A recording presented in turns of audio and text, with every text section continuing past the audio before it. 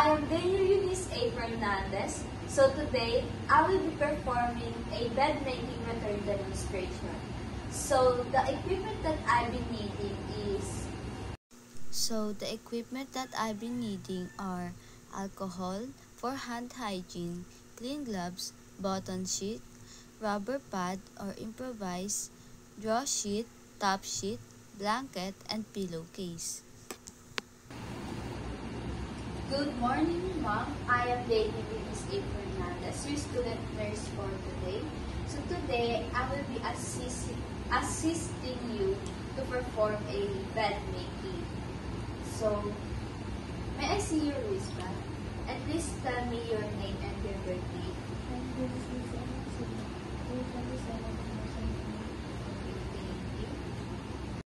So I'm gonna do a hand hygiene and wearing my gloves.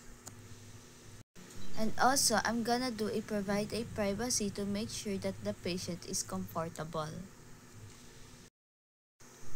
So now, I'm gonna adjust your bedside at my side to promote good body mechanics and ensure the safety of our patient. After doing that, I'm gonna assess my patient to move closer at my side. So ma'am, we need you to move a little closer to me. Is that okay? So now, I'm gonna roll you into your side and Mr. Anthony gonna hold you. So I'm going to roll the dirty linens to the middle. So now, I'm gonna clean the linens and gonna remove my gloves and do a hand hygiene. So now, I'm gonna place a new bottom sheet on bed and vertically fan fold the half to be used on the far side. Next is draw sheet. Tuck the sheet under near half of the bed and meter the corner. Move the pillow to the clean side for the client's use. Raise the side rails before leaving the side of the bed. Move to the other side of the bed and lower the side rails. Remove the used linen and place it in the portable hamper. Unfold the fan-folded bottom sheet from the center of the bed. Facing the side of the bed, use both hands to pull the bottom sheet.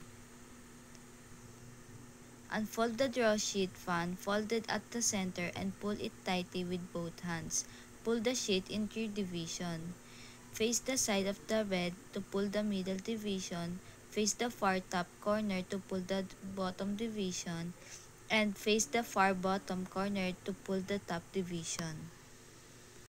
Tuck the excess draw sheet under the side of the mattress. Reposition the clients in the center of the bed. Assist the clients to the center of the bed. Reposition the pillow at the center of the bed.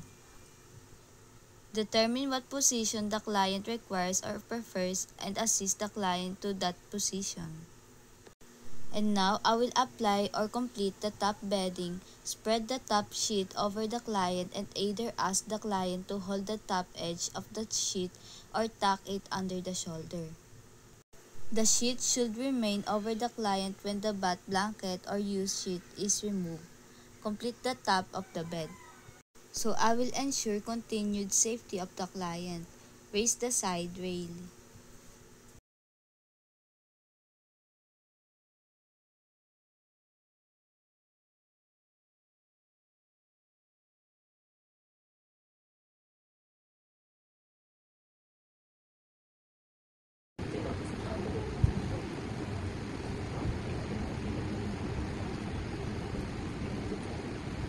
So now I'm gonna remove the pillowcase and replace it a new pillowcase.